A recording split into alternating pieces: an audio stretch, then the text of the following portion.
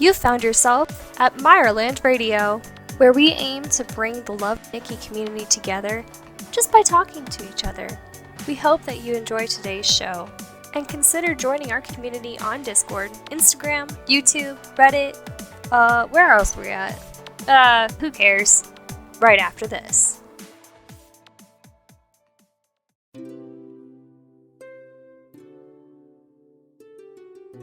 Hello, Craig. Hi, Craig. Hi, everyone. We are doing something a little bit different today. We, rather than having like a sort of set topic, it's something we've been wanting to do for a little while, and that's kind of just having a bit of a question and answer session.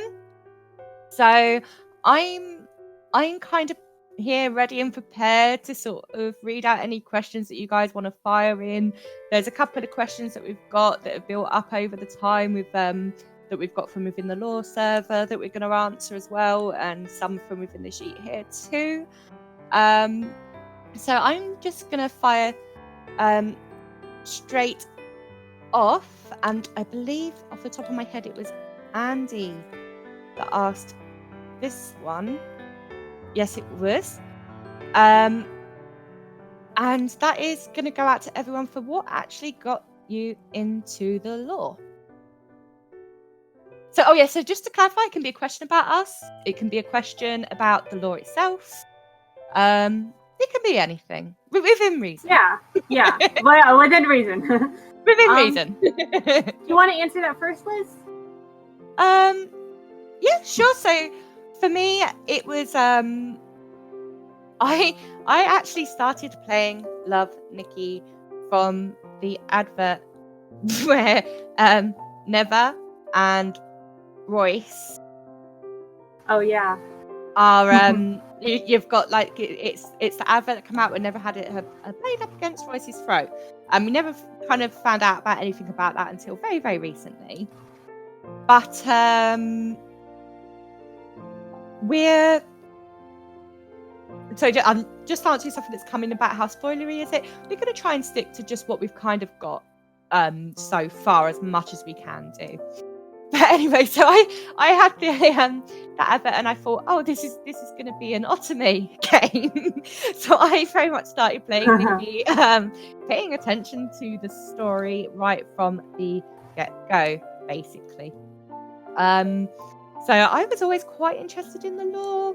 I got slightly confused when it was dressing up.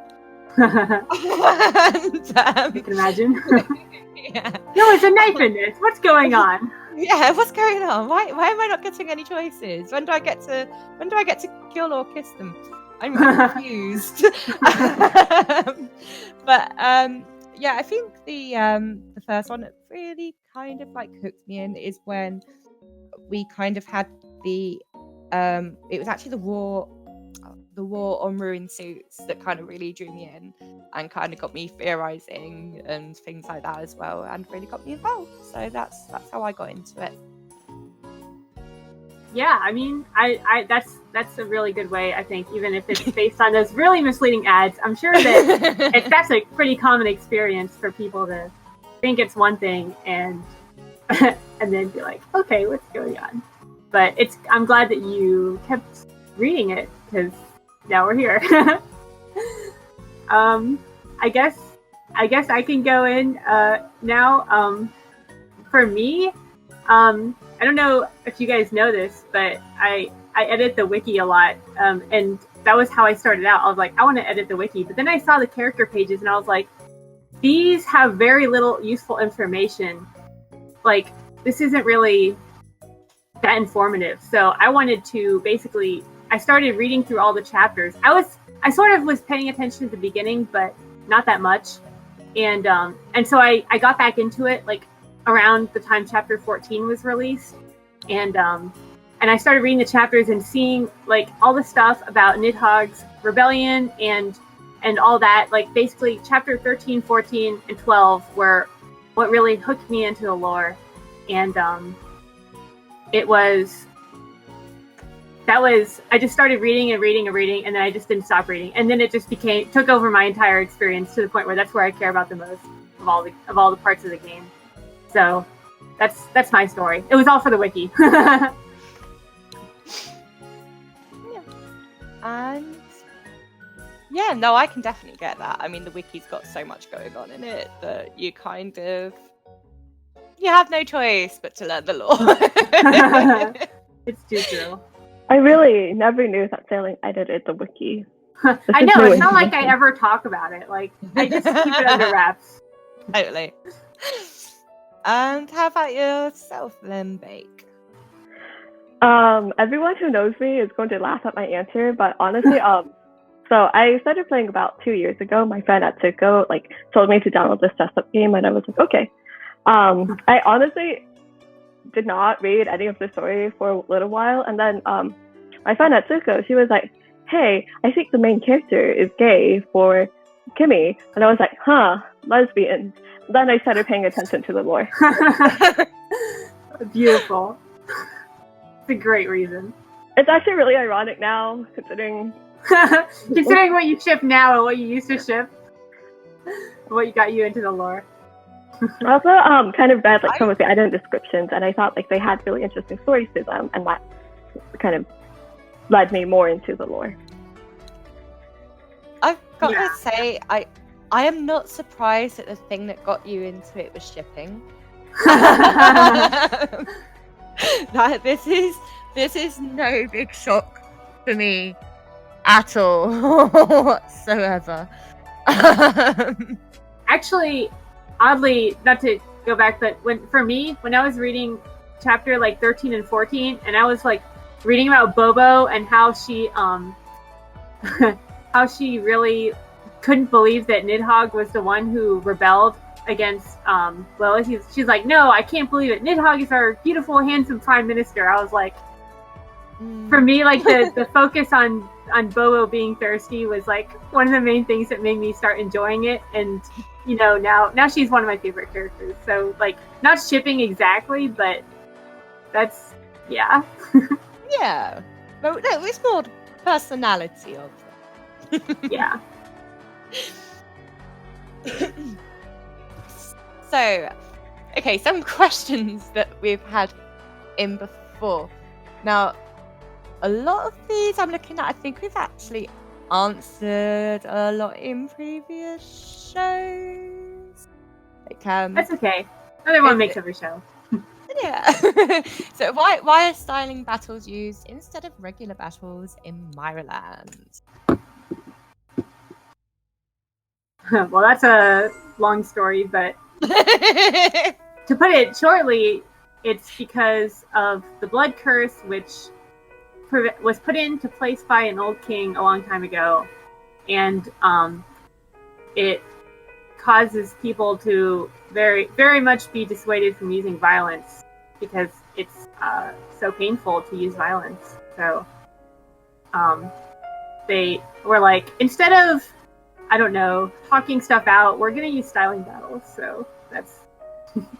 Yeah. Basically, yeah, that the very condensed answer to it is that. Basically.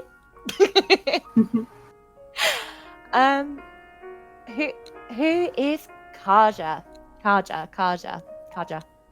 I can't say his name. I can't say the name. Kaja. You know, the band person.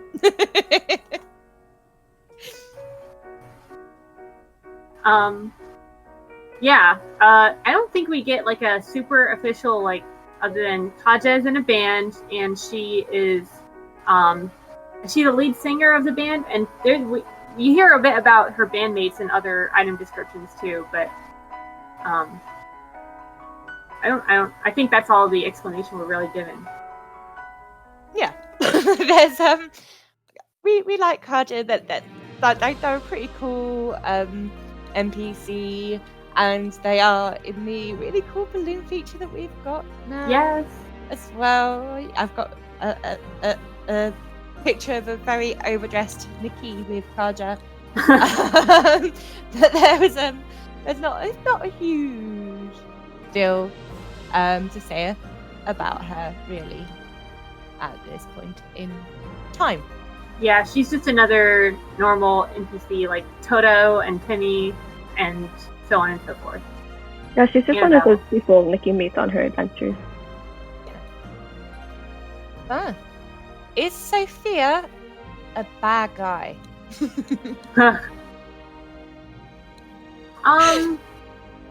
I guess it depends on what you define as a bad guy, but I don't think so because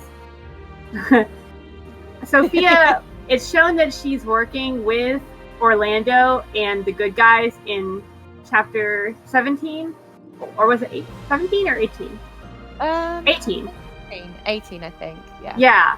So she, even though she's part of the Phantom Thief family, I would say that she's a good guy because she definitely has the group's interest at heart, and yeah, I don't know. Anything else to add?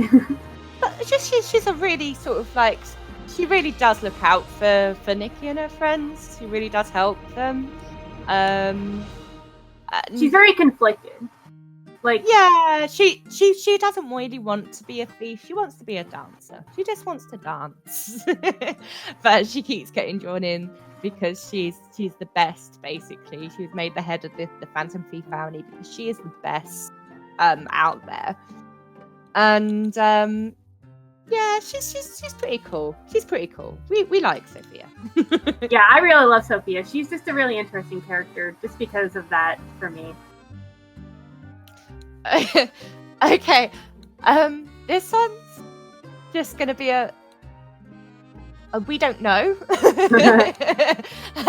Why can Momo talk?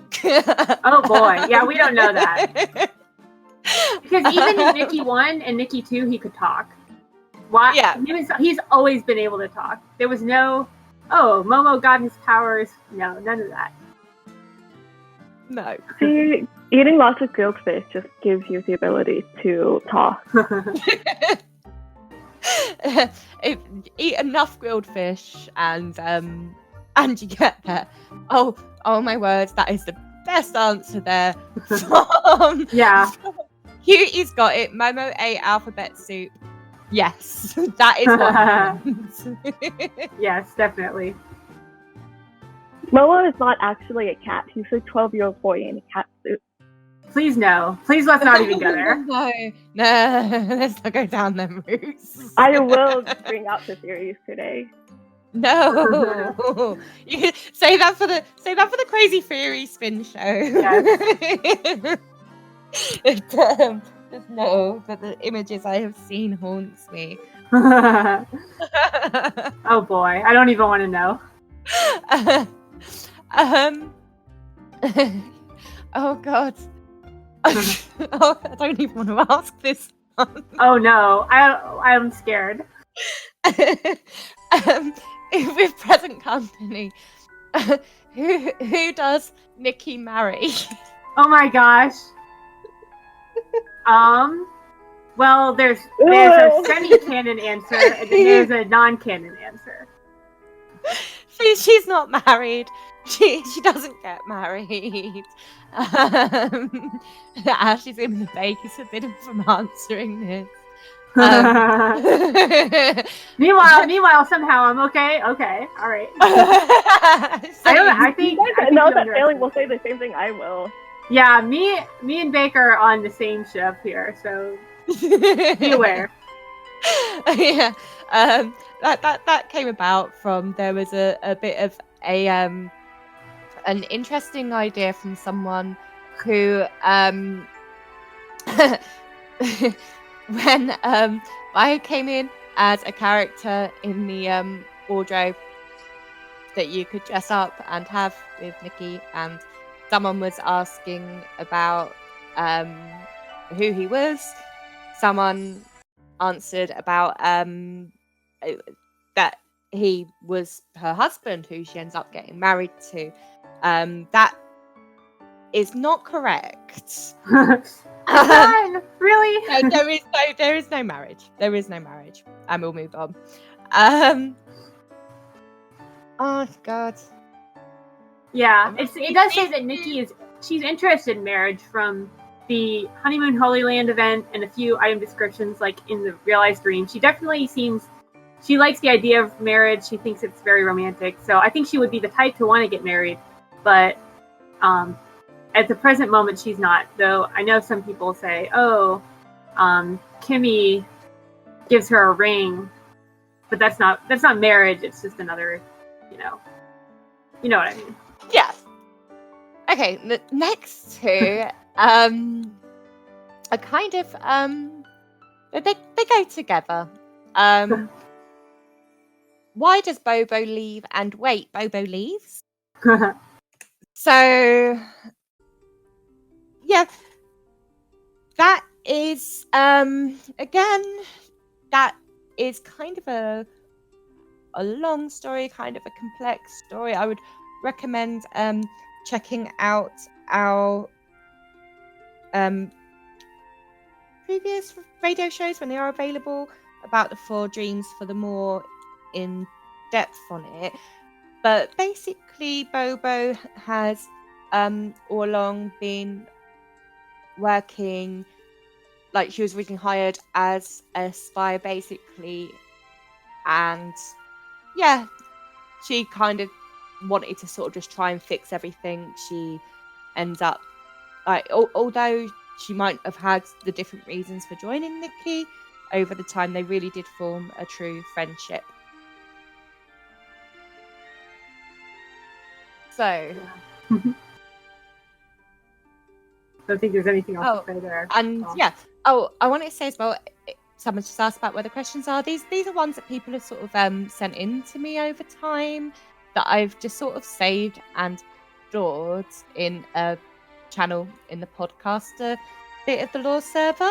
If anyone here has any questions that they want to answer, again, whether it's about us or whether it's about the lore itself, feel free to post them just in here. You don't need to go to the sheet whilst we're doing this show. We'll just pick them up as we go. So this one I'm going to leave because this kind of goes far into spoilery territory. I don't want to go too spoilery. Like, just try and stick to what we've got so far. Who is Flynn? Okay, I will answer this. Yes, please. You got this.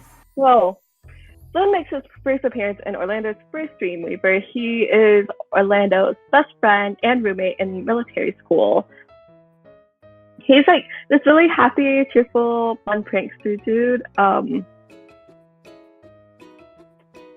And of course, he dies on a mission during graduation, and Orlando just kind of cries about it for a whole 10 years. And Flynn actually does end up coming back to life. He shows up again in chapter 18 as Shade, the mysterious assassin that everyone voted for during Dawnfront. Yeah, he currently doesn't remember his past or his identity whatsoever. But yeah. Yeah.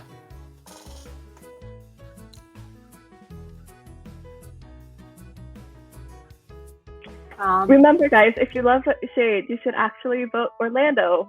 Yeah, because Orlando knows more about him than he does. So really, that's awesome. Orlando can tell you all of Shade's embarrassing high school stories. Like, go for Orlando. Oh, okay. Interesting. So Ash has just posted, Bai Xinjin's father sends the best assassin in Cloud to bring his daughter back. What do you think of my theory that her mission was to kill Zhong Liji as well, since sending an assassin to just kidnap his daughter seems like overkill? I actually kind of like that theory because it didn't make any sense why he would send an assassin, and they even said it's an assassin. Like, why would they go out of their way to say that? I'm not sure. I mean, obviously we don't know his true intentions, but I personally think it's plausible as a theory. I think considering Bai Jinjin's male relative, I feel like this is actually pretty realistic. Pretty solid. Pretty likely, yeah. For me, I think it is plausible. I think it is plausible. There are different possibilities as well, though.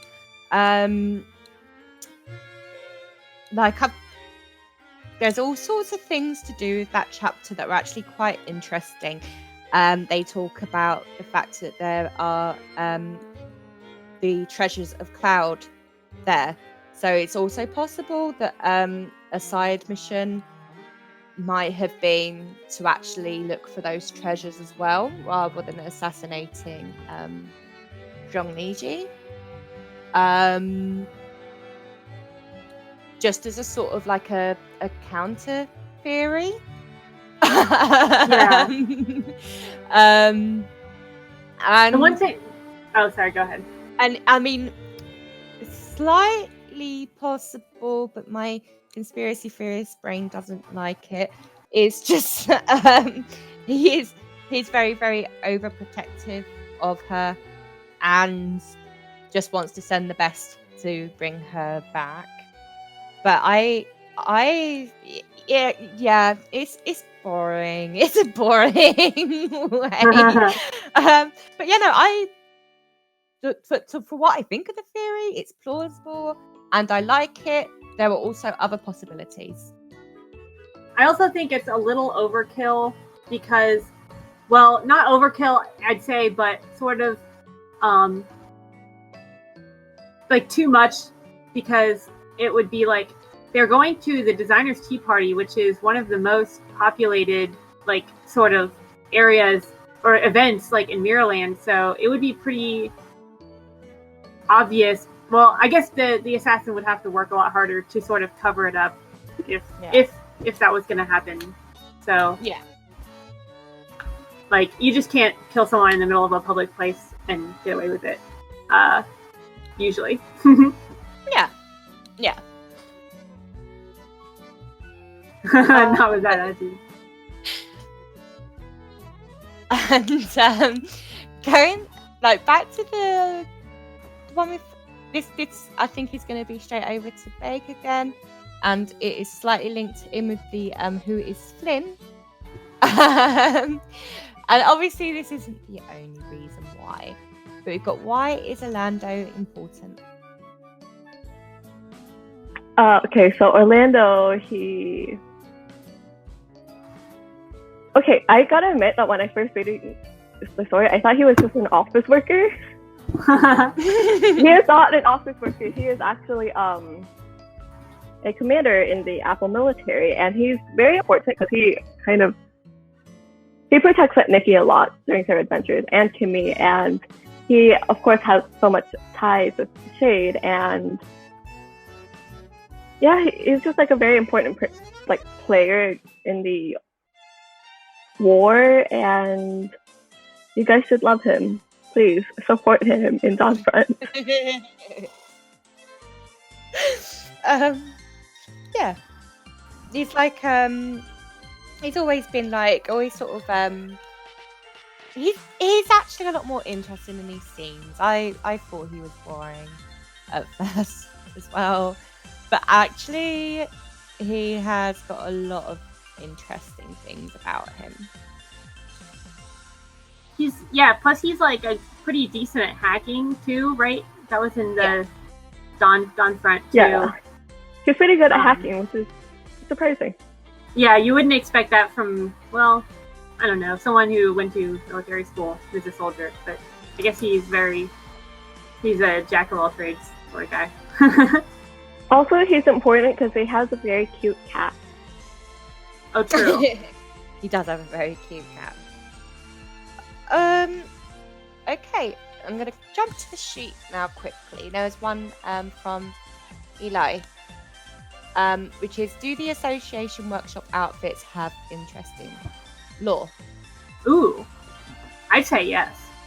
Yeah, they're quite simple stories, but they are like more background to the actual characters, basically, that you meet, like the other sort of NPCs that are in there.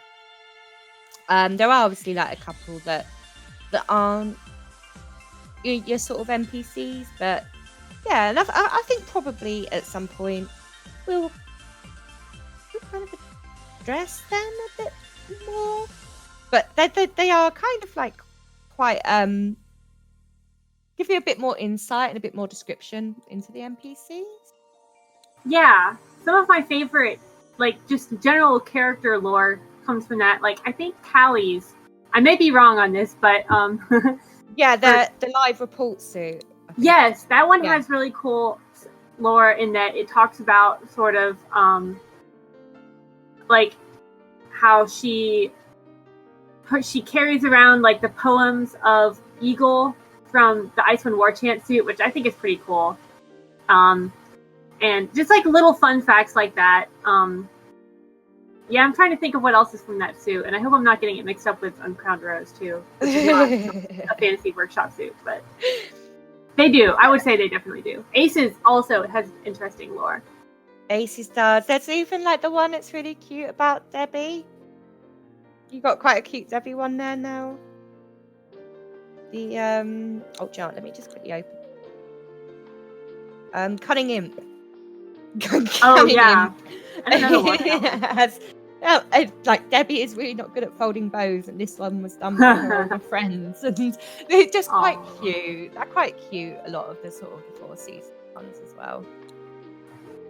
Yeah, definitely agree. Like, if you ever have time, just read through them because obviously they're pretty easy to get, and yeah.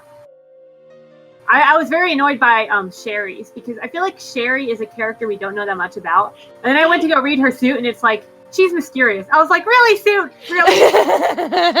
Yeah, Sherry has white hair. Yeah. Like, yeah. All right. Yeah, pretty much. Oh yeah, she has white hair, and she looks. She has poker face. Yeah. Thanks. We knew that. So yeah. Oh, actually, and do you know what? Speaking of Sherry, and I mentioned Debbie, and again, I think this one's going to be a bit too complicated to explain in full. We'll just give as brief an answer as you can, and add this into a future show, which is, what do the Iron Rose want? Well, I guess to put it very simply, what we learn in Volume 2, Chapter 1 is that it's they want to craft a design by King Syat. I think that's how you say it, but yeah, that's how I say it. That's how I say it too. But it's this, like, they're trying to find this very rare design material, so it's difficult, and that's, I think, all we know at the current moment. Yeah. And that's how one there from Ellie is this is interesting. Why is Pigeon obsessed with roses? Ooh. Huh. I feel like I have theories about that, but I don't know the facts. Yeah. I'm kind of with you with that one. Like, with I have ideas, but nothing really to back it up. I mean, we know Elle loves her garden. So maybe it is just like a sort of European. I mean, it's very European castle. A lot of them, like, I know it's definitely in England, do have like quite big rose gardens. Maybe it's just come from that. I mean, yeah. I'm I'm not totally sure myself. There's not a lot we can really say on that one. But it's also worth saying that Pigeon is not the only place that is obsessed with roses. Though from the Rose Maiden suit, it's pretty clear that I think that's one of their defining characteristics. But I think it's Setsu. Yeah, but Nidhogg also has that association with roses because he created a rose dress, which is what made him famous, and that's why the rose garden was planted in honor of him. So that he's not the only Pigeon is not the only one associated with roses, but they definitely are. Absolutely. Yeah, definitely. And I it's just reminded me, like, I know obviously it was our national flower of England being the Tudor rose. We in England even had a war of the roses. So it could actually be, and it was literally, I'm not going to go into that. You had the Tudors and the Stuarts, and their symbols were the white rose and the red rose, and that was the war of the roses. So it could just be when they were looking into design and European things, they've noticed that they really like roses. Yeah. They do put a lot of IRL history into the suits, so that wouldn't surprise me if that was yeah. Okay. Again, this one's one of those that is more saving for theory, so I'm not going to ask that one. Because it is, why does Nidhogg kill Luna? And that is something we can theorize on. And I'm going to save that for when we are doing theory show, because there's a lot of different possibilities, a lot of different ideas. But the brief answer is no one knows for definite. Yeah. We have theories, but nothing for sure. Yeah, if we did a whole show, like if we started talking about like our theories, we would literally take a whole show. Yeah, it's true. We'd need like a 3-hour show. And same. Same again, especially within the confines of it being from this chapter as well. Is Nanari evil? I'm saving that one. Okay, which nations are there and who is running them? Well, to get into the government, which is one of my favorite topics because it's world building, Apple is run by a president. I don't think we know his name, but we do know the name of the first president of Apple, which is Walton, but we don't know the name of the current president, as far as I know. And Lilith is run by, well, was the prime minister, which he was appointed, I think, to help out Nanari a bit because of her sickness. But now I'm pretty sure Royce is the one running it. I don't know. Do you guys want to keep going? I don't want to name all of them. Cloud is ruled technically by a 6-year-old empress, but she doesn't actually do much. It's mostly all done by the regent of Cloud, by Yongxi, and certain regions of Cloud are also ran by the Cloud family head, Yui, Ming, Chicken Wings, yeah. What nations are we missing? Pigeon is obviously run by Queen L. Wasteland is divided into tribes and doesn't seem to have an overarching government, but every tribe has its own leader. And Ruin.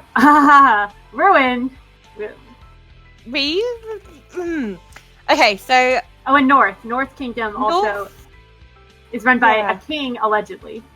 Yeah, there is a king. They mentioned the king in the story. Yeah, and but they do have their own sort of like kind of different warlords up there as well, and so Nidhogg is working with quite a lot of those warlords, and the king's not happy about it. Yeah, the king. It seems like the king does not actually have that much control over what's going on because he's so opposed to the war, but it's still happening. The North Army's still fighting in it. So Ruin, we just don't know. Again, I have many theories about Ruin, but we don't we don't know, basically, for Ruin yet. It's very mysterious. They really even give us much to work with for Ruin, so, well, but it's all good.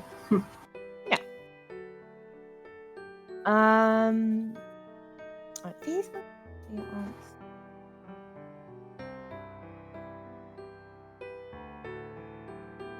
Okay. And I think this one, I think you might have answered it in the Laws of Sailing. Oh, which one? Do all the association stories in library correspond to real suit? There's Red Riding Hood and Stasia, but I don't know what Shanlan corresponds to, if any. I don't remember think there it... being I don't think it does. No. I remember there being discussion about it, and we were trying to find it, and it doesn't. But that is something that might be new for people, though. The fact that the other two do correspond to real suits, and we do have the game at the moment. Yeah, the Star Seer suit is actually really interesting and has a lot of cool lore in it, about, like, just generally, like, how the Star Seer works. Like, the Star Seer is just a title. It's not necessarily, like, it currently it refers to one person, the current Star Seer, but it's also just this title, and it talks, the association story talks about her, the tower that they live in, and some of the lore behind who exactly is the Star Seer. So, yeah.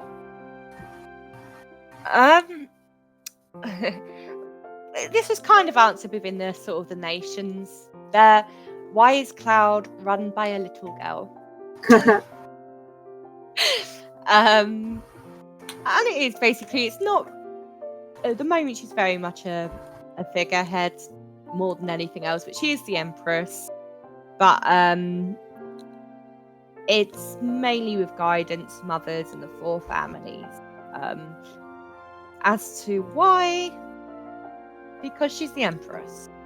it's also worth saying that we learn in Byung-Chi's Dreamweaver that he basically helped her ascend to the throne because there was someone before called, I'm gonna butcher this name, called Qian-Chi. He basically held power at the time, but he didn't really want to relinquish his power. But Byung-Chi made him forfeit his position in order to put the Cloud Empress in power. Why? I don't actually know, because that's only what they say in the Dreamweaver. So, yeah. I also don't know why. Mysteries. Reasons. There are reasons. We just don't know them yet.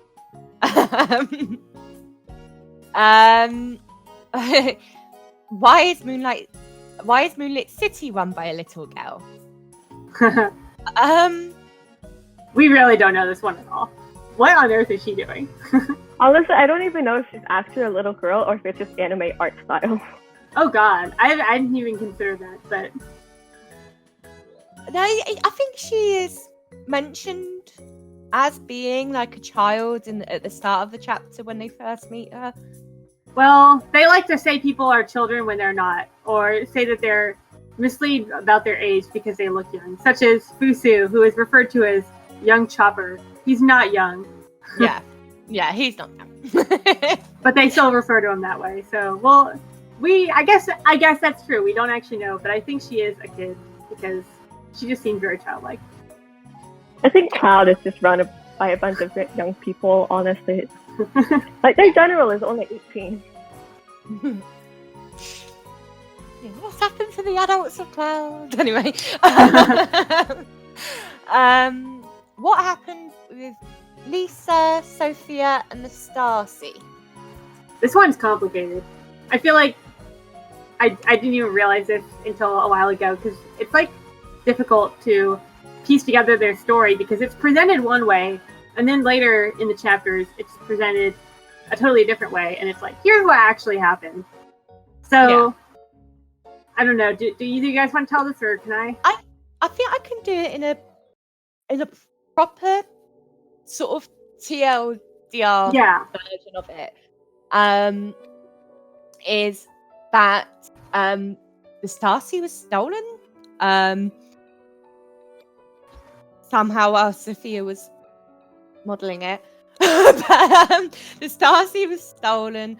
Lisa, who was at the time meant to be the theatre manager, took the blame for it. Said it was her that, like, admitted to you it's her that done it, but said it was all to do with the agency. Like, there was other operations in place, little background operations going on, and later it's revealed that she was working with the Apple government, and so was Sophia. So yeah, it's basically a big old spy saga, but with styling. Yeah. The Phantom Thieves basically threatened that they were going to steal the Starseed, which is why Lisa was appointed as the theater manager, despite working for the Lilith government. Also, so, but she also appears as the theater manager later in other events and stuff. So maybe she actually is a theater manager, but it's also liked it. She's definitely some sort of spy, she wasn't the person who actually stole the Starseed. No. Yeah. No. They just sort of pretended it was stolen so that the Phantom Thief family didn't get it. Yeah. Yep. It's weird. Yeah. That's sure.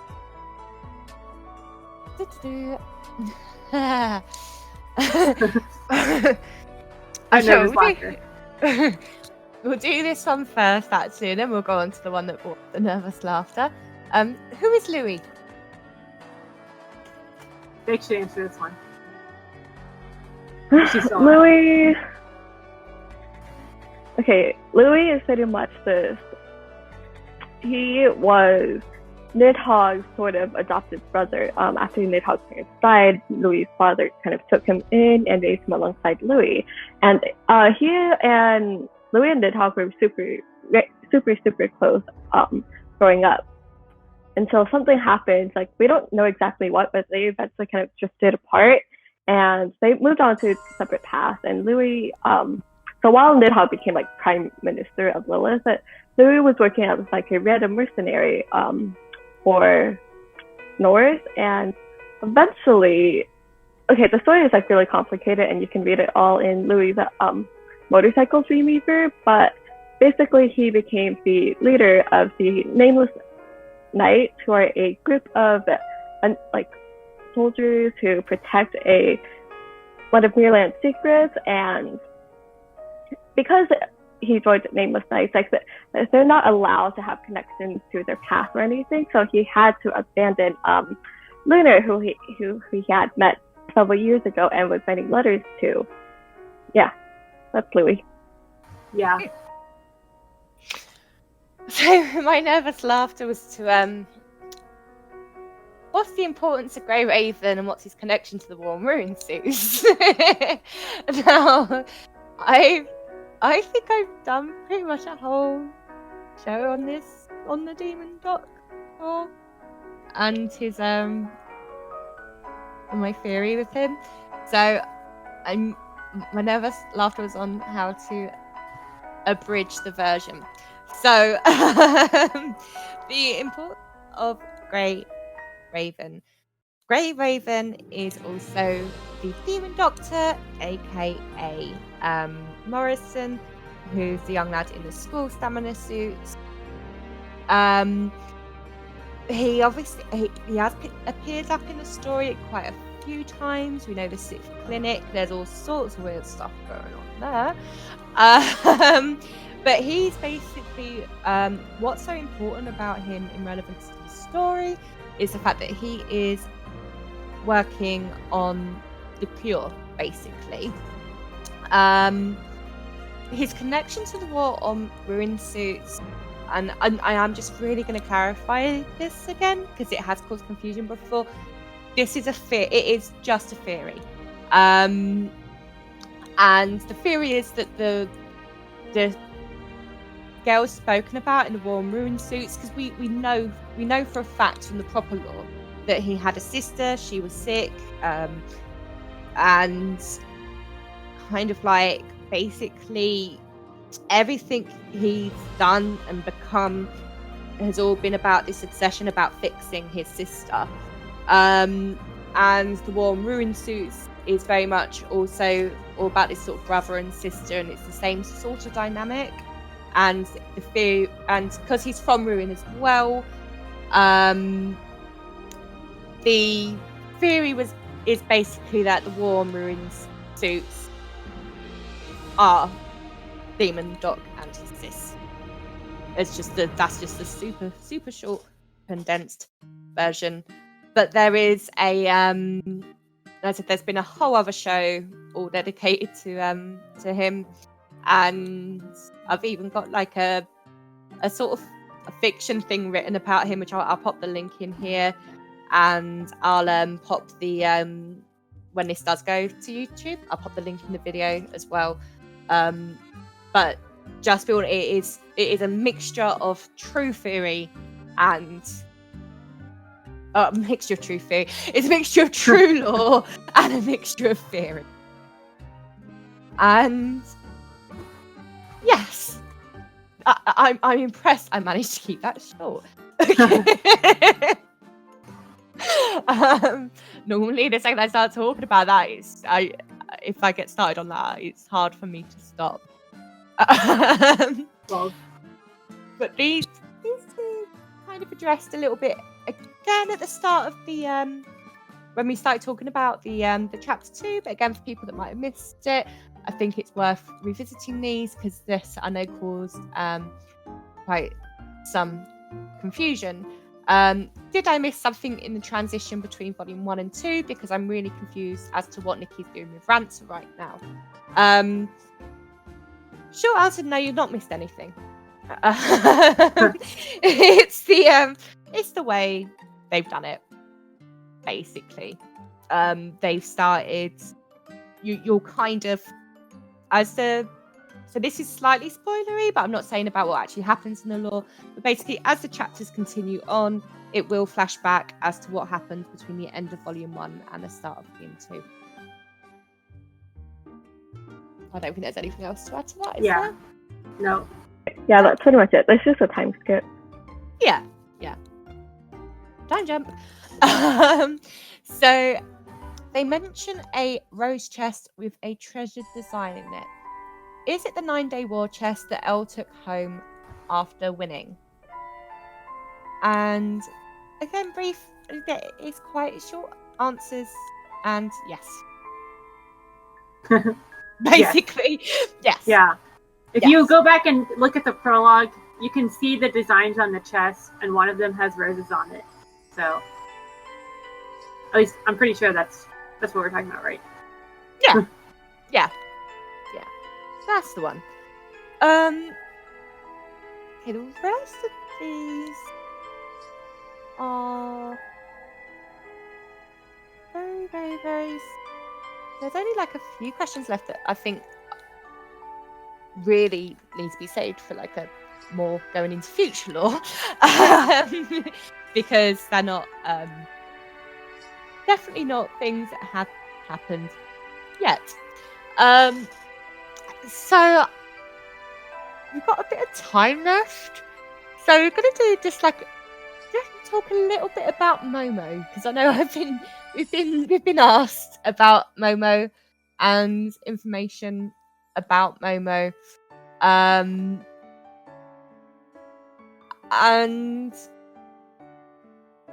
yeah, when it comes to him, it's tricky because we know things about him. He's been traveling with Nikki the whole time, but he's always been there more as a sidekick, rather than like being truly fully developed. So we might just end up like just having like random little Momo facts in every now and then for him.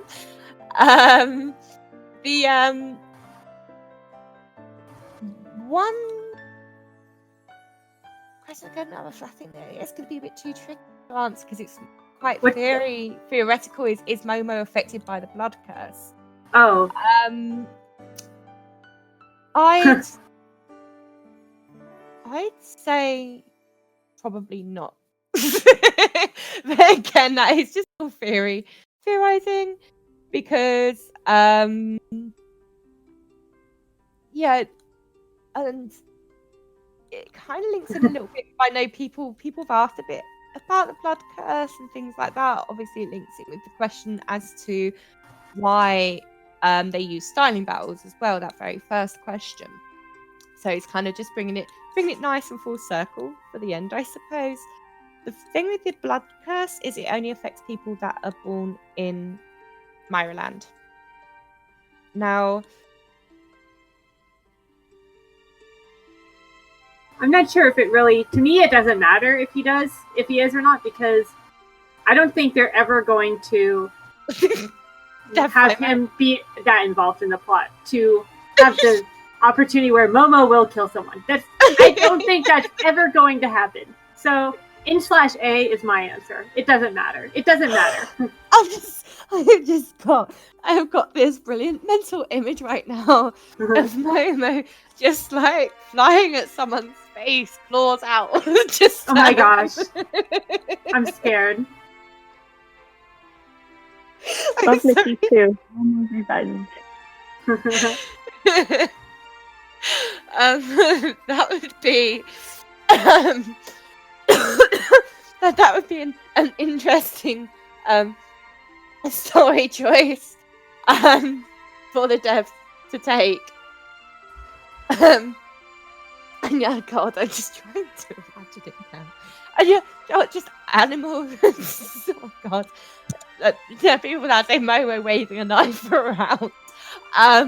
These are all very, very terrifying mental images I've got right now.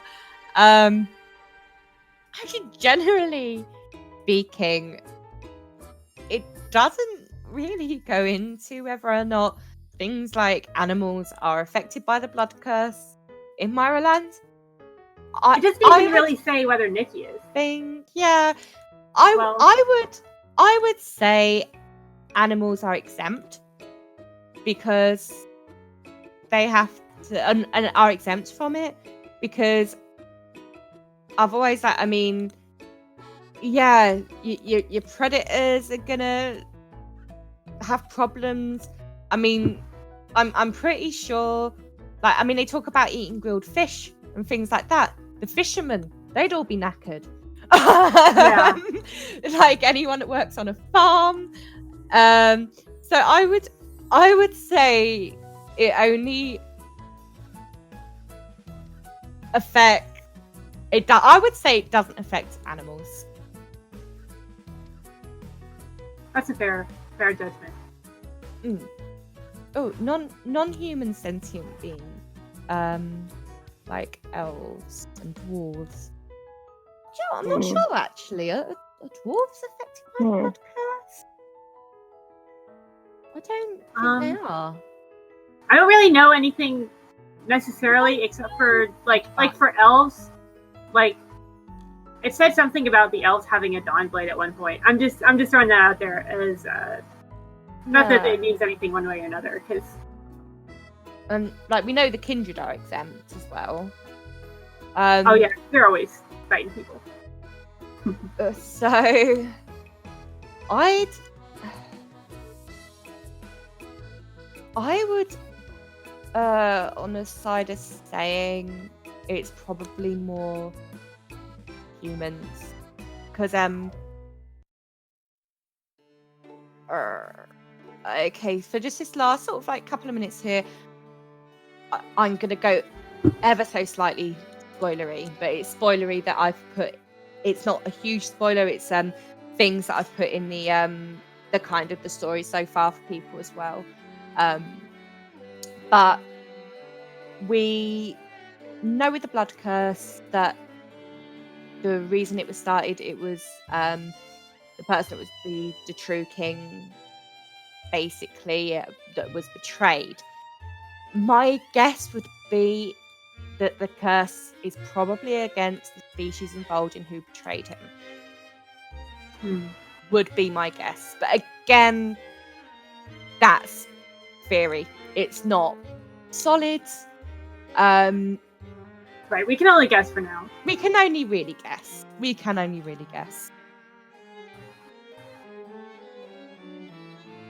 So yes, that is that is all the questions that anyone's put to us answered now. I don't know. Anyone actually? Yeah, does anyone have any other?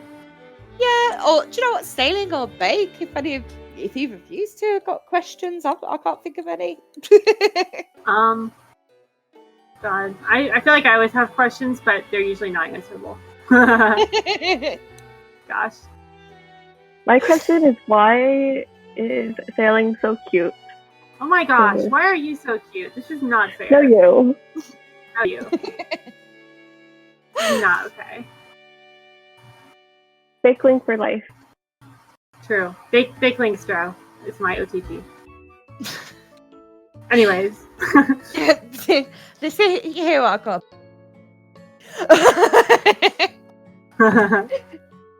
No, you're very sweet.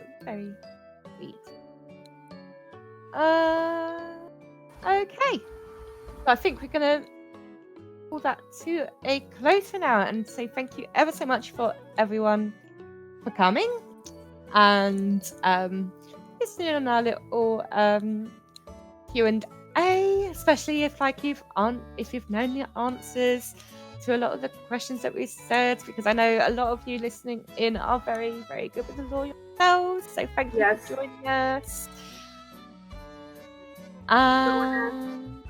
Yeah, sailing make Craig go away now. Oh yes. Let me figure that out. I've got it. I just keep forgetting which channel the commands are pinned.